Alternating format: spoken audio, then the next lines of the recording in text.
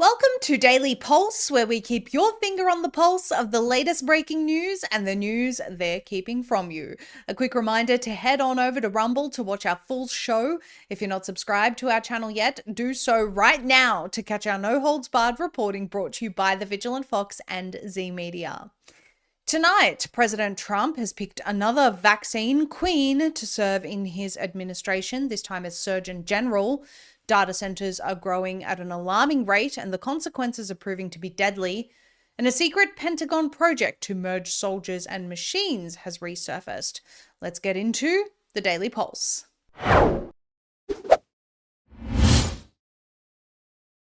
Well, the picks for this administration, particularly where it relates to making Americans healthier again, seem to be getting worse and worse. First, we saw the pick for the CDC director, dubbed the vaccine mandate queen.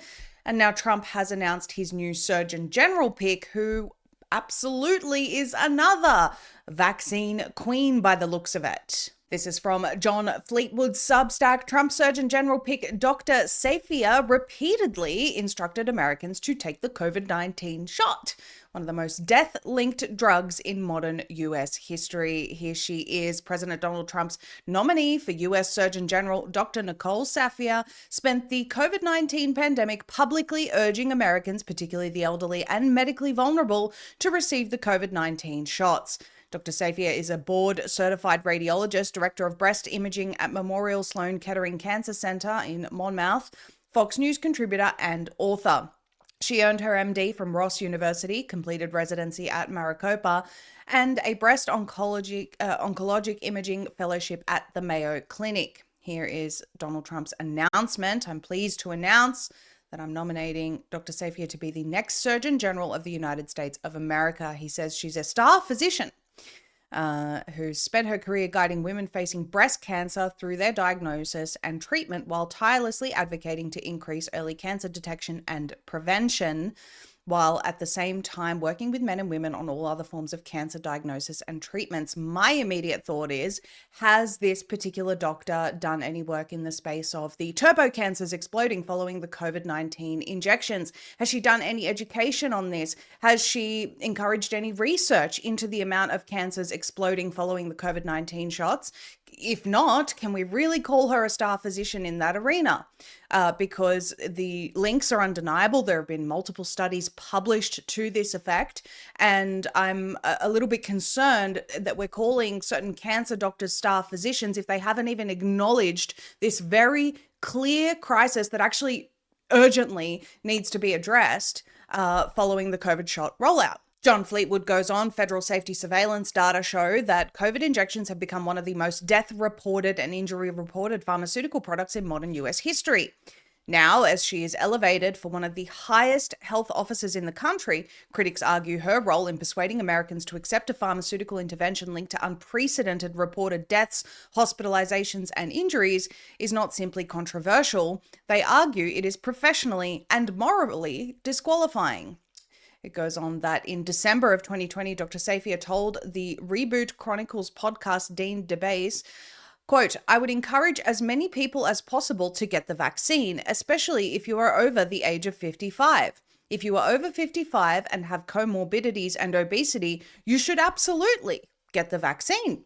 End quote. In March of 2021, she told Fox Business Tonight that people should take any COVID vaccine offered to them and push the 100% efficacy claim.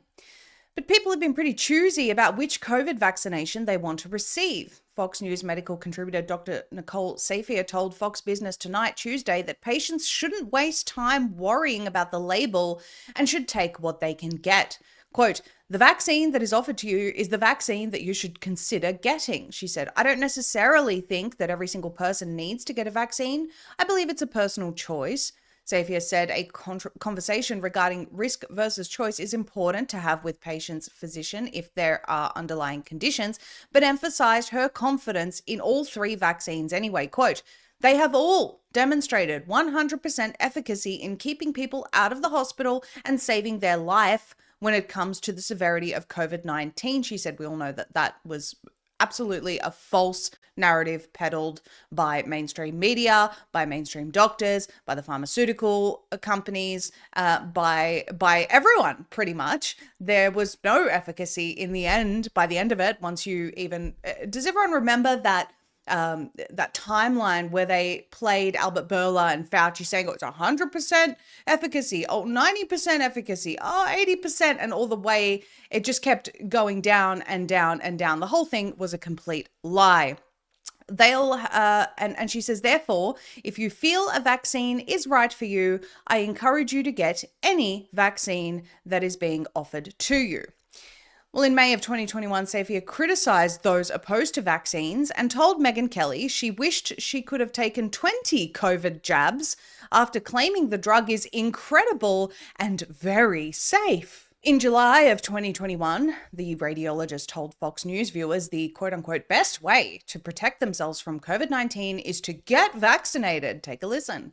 The truth is, the best way to protect yourself and protect your family from this virus is to get vaccinated. It needs to be a conversation between you and your physician, first and foremost. But yes, the vaccines are the way to help lessen transmission and protect yourself from severe illness. Now, some people may argue, well, she was pro-choice. Of course, you have to have a conversation with your physician and things of this nature.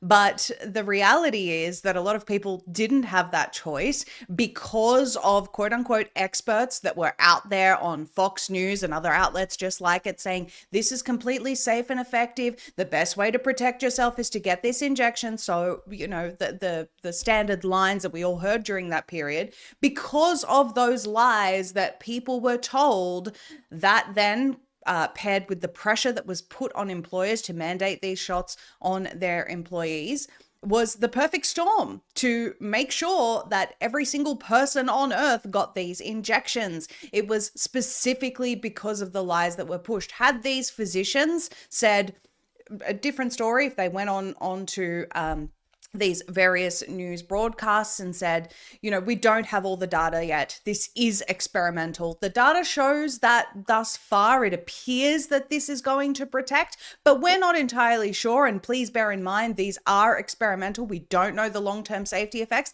That would be a completely different story compared to this is safe and effective. Absolutely. I wish I could get 20 boosters and everyone should get these. So whether the freedom of choice aspect is there in their messaging, the point is that they were telling people these are safe, effective, and everyone should get them. And that is, in my opinion, completely unforgivable. And here is exactly that type of messaging. In October of 21, Safia told her Twitter ex-followers, quote, the sooner people acknowledge the COVID vaccine is better at preventing severe illness than mild infection, the sooner we can all get on with our lives. So it is that lie that we were told during that period that if everyone just gets vaccinated, we can just all return to normal life. That's all you need to do. Just get injected. Never mind the breakthrough infections that happened because of that. Never mind all the adverse reactions. If you just get this experimental shot, we can all come out of lockdown and go back to normal. And that is pretty much how I read this tweet. In January of 2024, Safia confirmed that her stance on the COVID jab had not changed. So this is January of 2024. Someone asked her, have your views changed since this post? She said, no, it hasn't. Thanks for asking. Now, it's important to revisit some of this data that John has in his article, because if we're still going to have people being elevated to these roles, such as Surgeon General, we should be never forgetting what these COVID injections did, considering this person as of 2024 still supports them. And if she hasn't come out against them strongly to date, we would presume that her views haven't changed, though clarification would absolutely be necessary before she's appointed to this role. Federal safety data shows historic COVID-19 vaccine injury totals. Submitting false information to the VAERS system is a federal crime, and there is no public evidence that anyone has ever been federally prosecuted for filing a fraudulent VAERS report.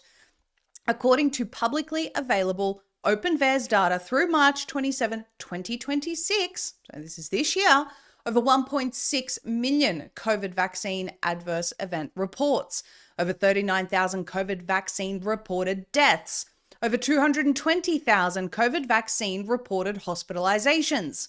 Additionally, a widely cited Harvard Pilgrim-backed vaccine safety analysis found that VAERS captures fewer than 1% of actual adverse events, meaning the numbers could be in the millions to hundreds of millions.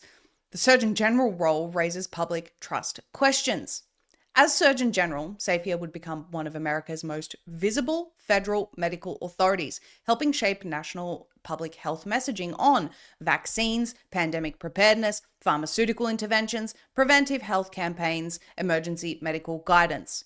For critics focused on informed consent, medical freedom, and pharmaceutical transparency, Safier's nomination places a physician who aggressively promoted one of the most controversial pharmaceutical campaigns in history, and I would add one of the most deadly pharmaceutical campaigns, at the center of future federal health policy. John Fleetwood concludes with this. Trump's Surgeon General nominee, Dr. Nicole Safier, did not merely comment on COVID-19 policy. She used her medical authority and national platform to repeatedly persuade millions of Americans to take a pharmaceutical product that federal safety surveillance systems now show became one of the most death-reported and injury-reported mass drug interventions in modern US history. For critics, this is not a minor controversy, a political inconvenience, or a debatable footnote. It is disqualifying. They argue that a physician who helped normalize, promote, and encourage public compliance with what became the largest reported pharmaceutical injury event in modern American history has already demonstrated catastrophic failures in discernment, risk assessment, and public health judgment. In their view, elevating Safier to Surgeon General would not restore trust in federal medicine, but reward one of the very public health failures that shattered it.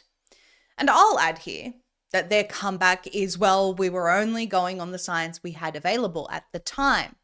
But they didn't say that at the time. They presented safety and efficacy with absolute certainty. There was no question whatsoever, and anyone who did question was ridiculed, barred from practicing medicine, and your average person questioning, including those injured by these injections, was banned from social media. Not allowed to warn anyone lest they maybe save someone from dying from these shots.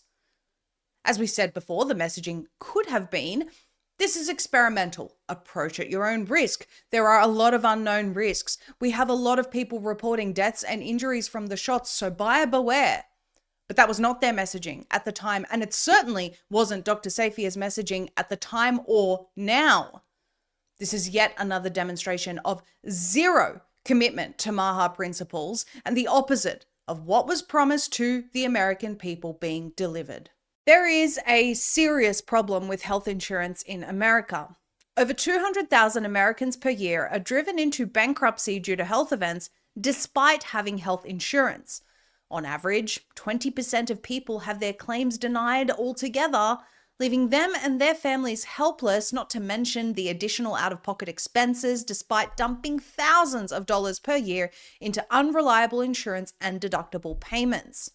Well, did you know there's an alternative?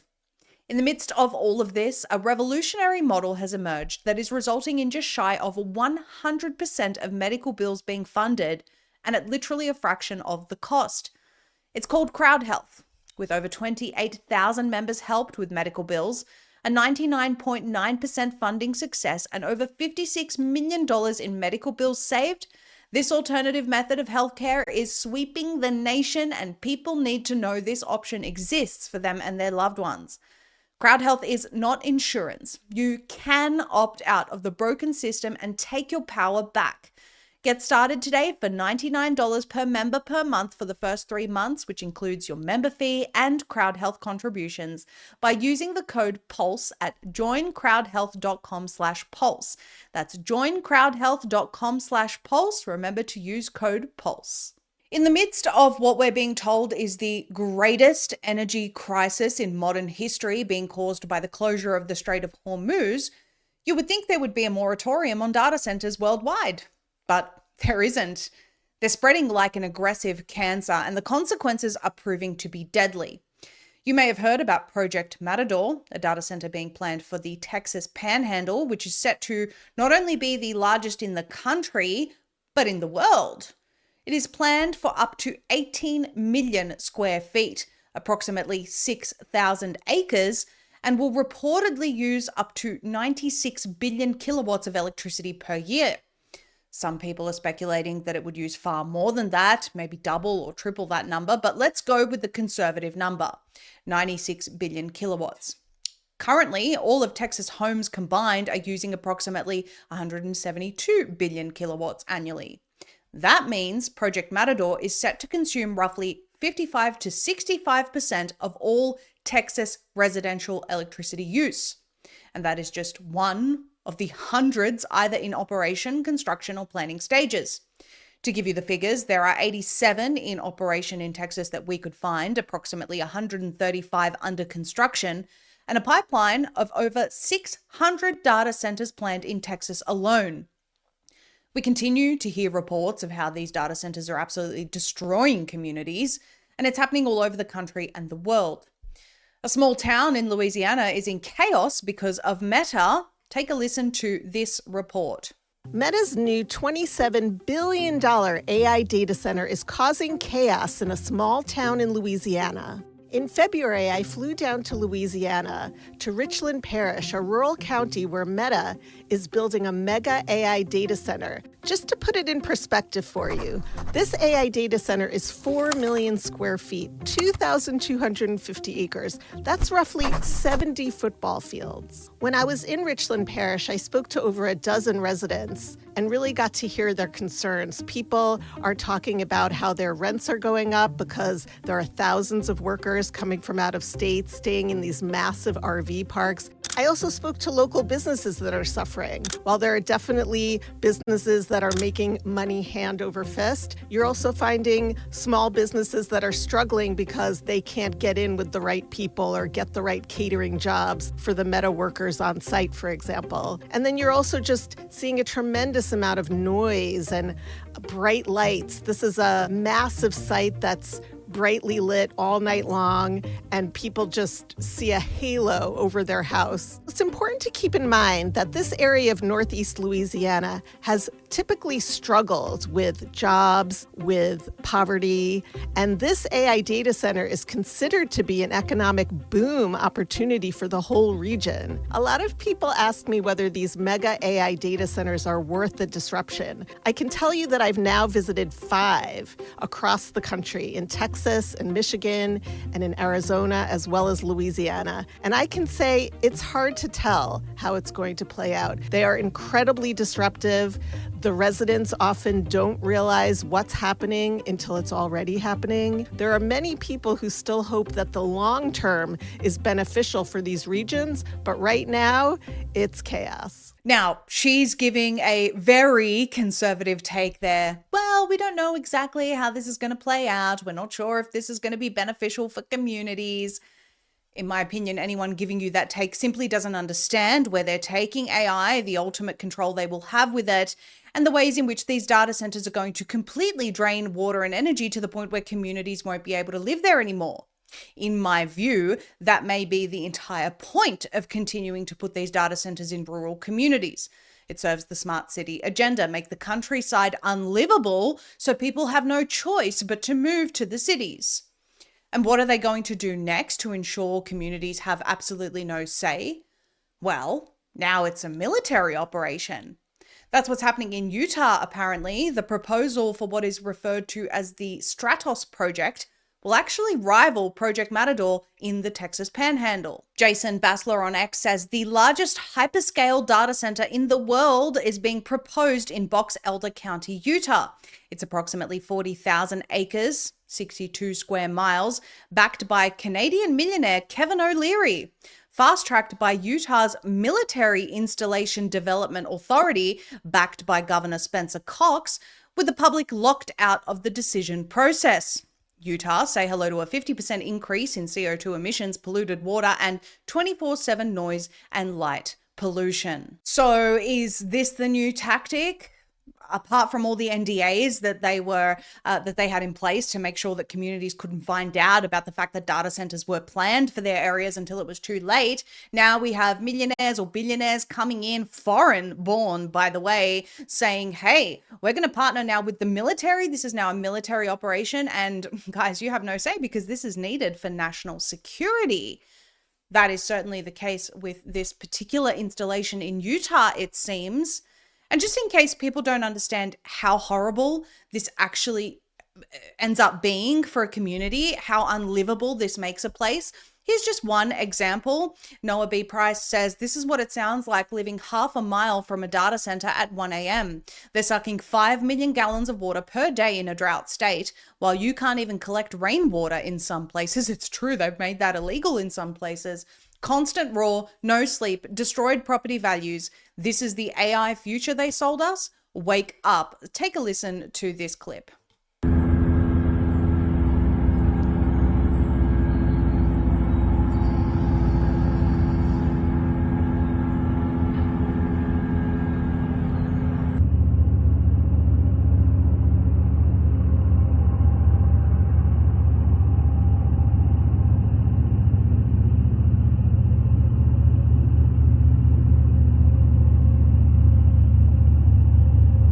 So you move out to the country, you want to exit the rat race, you want to exit the surveillance state, you want to return to a more natural style of living, and some foreign millionaire says, or billionaire says, no, this is now a military operation and you don't get to do that.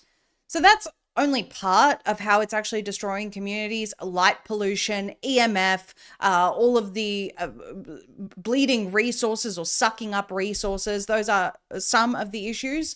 But then the technology that these data centers are powering is very much potentially deadly, and it could have been in this woman's circumstance. An American was driving a brand new car in 2026 car. The car gave her an alert that said it couldn't see her eyes. The car then automatically disabled the gas and slowed down enough that it could have caused an accident. She had to lean forward so the car's facial recognition could register her eyes and stop the kill switch because the car thought she might be asleep. Quote, it was a 6-lane highway and all of a sudden the gas stopped working and I'm pressing on the gas. I can't get the car to go, so the car is dinging, it's making all this noise, and I can't figure out what's going on. And I look at the dashboard, and in English it says, sit up straight. We can't find your eyes. Why? Why do you need to see my eyes? When I sat upright, the gas would work once again. And so I pressed the gas, but I was slowing down enough that it was going to cause a traffic hazard. And the thing is, it knew I wasn't asleep because I was pressing on the gas, so it knew I was awake. It just wanted to see my eyes.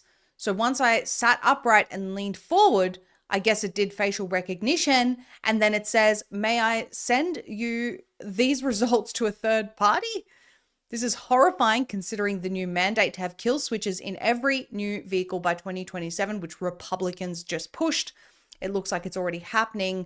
And the Post says, but overseas, we're just next, except this woman is actually an American. You can hear that if you listen to the video. It ends by saying this technology can and will be abused by the government. And we encourage everyone to go and watch that clip from Wall Street Apes. The list of where they want to take this tech is extensive, and we have covered it over the past several years. A social credit system, society limited to programmable digital currency, cars fully controlled, no rural self-sufficient living, eliminating farms, hence the deal Palantir just penned to take control over US farms, no real food, gene-edited everything, and humans being plugged into the AI hive mind or else. The temporary benefits of increased job opportunities or profits to a town like the one in Louisiana we just watched are short-lived. Make no mistake, the negatives of data centers and AI far outweigh the positives, and it appears the government is hell-bent on making sure no one is left behind, no one is allowed to just live in peace. Nope, you will be part of the AI hive mind and you will own nothing and you'll not really be happy. This is why local communities really need to band together, make sure they're electing good people who stand against this agenda in their local communities, and protect them at all costs.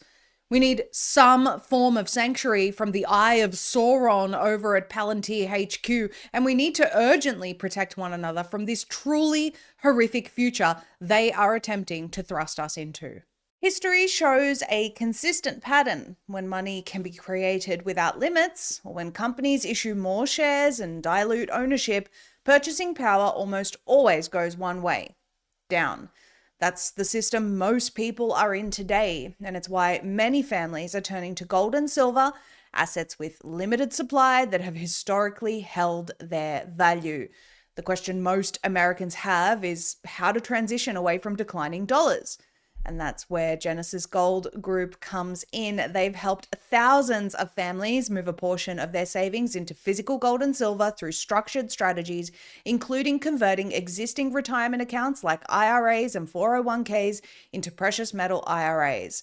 Rated 4.7 out of 5 stars by faithful investors, Genesis Gold offers a straightforward, personalized process designed to align with each individual's long-term financial goals. Right now, they're offering a free wealth protection guide that walks you through gold and silver investing options step by step. You can get it now at dailypulsesilver.com. That's dailypulsesilver.com. Yet another horrifying consequence of data centers and AI is merging humans with machines.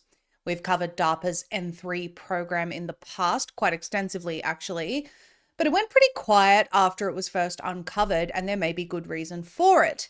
Perhaps this is a lot further along now than people think. Daily Mail says Secret Pentagon project to merge soldiers and machines exposed amid fears of futuristic tech. It says, as the White House boasts that the US is now using futuristic military weapons never seen before, details about America's attempt to merge soldiers and machines have been uncovered. Well, some of us uncovered them a long time ago, but nonetheless, we'll keep going with the article. The Defense Advanced Research Projects Agency, or DARPA, quietly published a report detailing how scientists were working on a new kind of brain-computer interface that would form a direct link between military personnel and weapons of war without requiring surgery. DARPA has been called the Pentagon's idea factory because of its documented role in creating futuristic tech such as internet, GPS, and stealth technology. This program, which the agency posted on its public website and listed as complete, was geared specifically for able-bodied service members with the goal of giving them direct mind control over military drones and other national security tools. Called the Next Generation Non-Surgical Neurotechnology, or N3 program, DARPA said this breakthrough would provide the military with a portable device that would read the user's brain signals and also send messages from the drone back to the brain. However, the project announced in 2018 appeared to mysteriously go silent after reaching the third and final stage of development, which involved testing the device on real people. Since July 2023, there has been no mention of what happened, whether the devices were successful, or if soldiers are currently using the technology to control military aircraft with their minds. The discovery comes as the US confirmed it had used futuristic sonic weapons in the raid to capture Venezuelan President Nicolas Maduro, and a secret CIA tool to help locate an American pilot shot down over Iran by his heartbeat alone. The article goes on, President Donald Trump himself boasted about the technological superiority of the American military during his second term in office, specifically during the conflicts in Venezuela and Iran. On January 20th, Trump bragged, quote, "We have weapons nobody else knows about. And I say, it's probably good not to talk about it, but we have some amazing weapons," end quote. Current brain interfaces, such as Elon Musk's Neuralink, have mostly been limited to medical patients battling paralysis or lab settings because the devices must be implanted into a patient's brain through surgery. We will add here that we had a bit of a look a little while ago and found that a lot of these Neuralink labs were being put near ICE facilities, which we found to be quite curious. Perhaps we'll do some more digging on that in future. It says DARPA set out to make powerful brain tech safe, portable, and practical enough to be used by healthy people, starting with the military, but potentially opening the door for broader real-world usage later. Potentially, guys. It's just potential.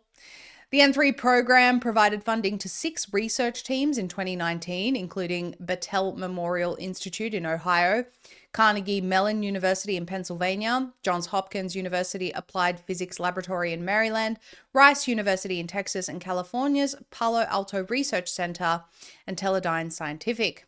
Researchers structured the project into 3 phases. The first 12-month phase tested the basic components for reading and recording brain signals and sending signals back into the brain. Phase 2 lasted 18 months and involved the teams integrating those components into a working system and testing them in living animals to show if the system could actually read from and write to the brain safely and effectively. Safe and effective. The third phase, also scheduled to last 18 months, focused on refining the futuristic device, enhancing its performance to send signals faster, and finally starting human trials for the military. However, once the project reached phase 3, the mystery began, as there has been no word of the outcome of those human trials in 3 years. In July of 2023, a report from Carnegie Mellon University provided an in-depth update on the M3 project, confirming that scientists were testing the mind control device on people. And we'll give you a little bit more of this article and then give you our insight. It says, now in phase 3, the team has initiated testing on human subjects, the press release revealed. Carnegie Mellon also noted that their team's specific technique for high-resolution, non-invasive brain stimulation, nicknamed Sharp Focus, appeared to achieve what the government had set out to accomplish for national security. Researcher Daria Tansel said, for this project, I designed high-density patches for rodents, monkeys, and humans, and all of them provided strong evidence that the team's Sharp Focus strategies are radical improvements over what is possible today. Despite the reported breakthrough, DARPA's current webpage for the N3 only states the goal of the research and notes that this content is available for reference purposes. This page is no longer maintained. DARPA told the Daily Mail that the agency's effort in this program is complete. Now we'll gloss over this. It talks about how Caroline Levitt in January took to X to share an interview with an unnamed Venezuelan security guard who claimed to be working the night the US struck President Maduro's compound in Caracas. Suddenly, I felt like my head was exploding from the inside. People saw that and thought, why would someone on the inside be giving this to the US? They've just captured their president. Maybe they were defectors. I don't know. That's not the point of this. The point is that 3 months later, this is what the article concludes with, the CIA used a secret tool dubbed Ghost Murmur to find the American airmen who'd been shot down over southern Iran during US military strikes. Again, a lot of questions about that, but according to sources familiar with the technology, this futuristic device uses long-range quantum magnetometry to find even the faintest heartbeats. The tool reportedly scans for the subtle electromagnetic fingerprint of the human heart. This data is then filtered through AI software to isolate an individual signature from the background noise. In the right conditions, if your heart is beating, we will find you, an anonymous source told the New York Post. So why is this all terrifying? Well, if this was isolated to warfighters alone, some may argue that it's good for soldiers to be able to mind control military tech, like Call of Duty or Halo. We love those games. We love the benefit of having characters having those technological advances. But let's be honest, it's good in a game because it's not reality. It's fun in the game. Some things should stay in games and not in the real world, especially if this can eventually be weaponized against regular people, especially when we consider the advances in nanotechnology, in self-assembling nanotechnology distributed in vaccines, foods, smart dust, and especially when the president himself remarks on how 6G will enable the powers that be to see a little bit deeper under our skin. Take a listen. So we're into 6G now. I just 5G. I was a leader on 5G, getting that done, and now they're up to 6. Let's do it again. What does that do? Give you a little bit deeper view into somebody's skin? See how perfect it is? I like the cameras the old days. So they just had a nice feature. Now they cover every little. Let's see, Michael, you're in good shape. You're not gonna. But I tell you, it's the 6 is coming, huh? So this particular poster goes on to talk about one particular alarming pattern. They can remotely control your cells with 5G and mRNA jabs. Rockefeller US patent confirms it. You can see here the particular patent in reference, and the abstract says The present invention provides methods and compositions for the remote control of cell function based on the use of radio frequency waves to excite nanoparticles targeted to specific cell types. The nanoparticles may be applied to the target cell extracellularly and or expressed intracellularly. Now, there's been a lot of discussion around whether the COVID shots contained the technology that could achieve that type of control. My personal research indicates that yes, absolutely, they did this through those shots and through many other injections, foods, even through geoengineering. And now, whilst this technology may be used for so-called super soldiers, it can also be used to make a populace more docile, more compliant, less dissident. And if you don't believe us, not only can you look around and see it happening, but take a listen to some of Dr. James Giordano's talks about how at a military level, they could dismantle an entire resistance movement through lacing the tip of a pen with nanotechnology. This stuff is no joke, and those who refuse to accept this reality may find themselves having their faint heartbeat signal tracked for not wanting to go along with the plan. Maybe we wouldn't see this in practice today or tomorrow, but it's certainly a possibility for dissidents in future, which is why it is vital to live as natural of a life as we possibly can, return to the old ways of doing things, and resist technocracy with everything that we have. Republicans are again teaming up with Democrats to ram digital ID through at a federal level. The bill they've just introduced is, if you can believe it, worse than all the others prior to it. H.R. 8250, deceptively named the Parents Decide Act, doesn't only force everyone to link their identity to utilize apps on their phones, it actually mandates that they have to do it in order to use any operating system. That means Apple, iOS, Windows, Google, Android, even Samsung, basically everything, locking us into a digital control grid no matter which way we turn. One brave group is standing up to them. Graphene OS has made a statement saying Graphene OS will remain usable by anyone around the world without requiring personal information, identification, or an account. And there is a way to put it on your phone easily, and you don't even need to buy a suitable phone to learn how for free. Our friends at Privacy Academy are hosting a free webinar on May 7th at 7 p.m. Central to teach everyone how to create your own de-Googled privacy phone and opt out of the digital ID surveillance grid. The webinar is informative, presented by a trusted group who are in the fight for human liberty alongside all of us, and they're doing it for free. Register today at privacyacademy.com/pulse for the free webinar on Thursday, May 7th at 7 p.m. Central. That's privacyacademy.com/pulse. Thank you all for tuning in tonight. We want to remind you to follow us on Rumble if you're not already. Zeee Media is the channel where you will find us broadcasting every weeknight at 7 p.m. Eastern. If you appreciate our truly independent reporting, the best way to support us is to support our sponsors, businesses that we've carefully selected that share our care about humanity and care about preserving humans into the future. So please do go and visit their links in the description below. You can also support us by subscribing to Rumble Premium. Supports us as content creators on the platform, and you also get an ad-free experience. You'll find that button right under this video. Thank you all again for tuning in tonight. We will see you tomorrow night at 7 p.m. Eastern. Good night.